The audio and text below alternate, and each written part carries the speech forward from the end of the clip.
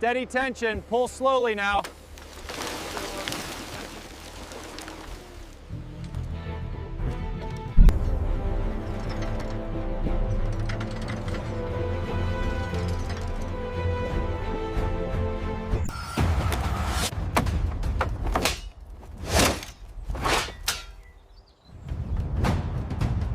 Cross-reference the torque vectoring data here.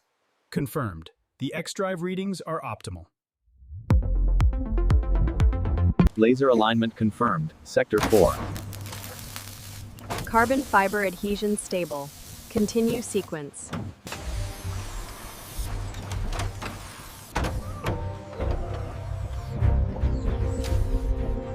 Ramping up the front differential now. Confirmed, no slippage detected, calibration complete.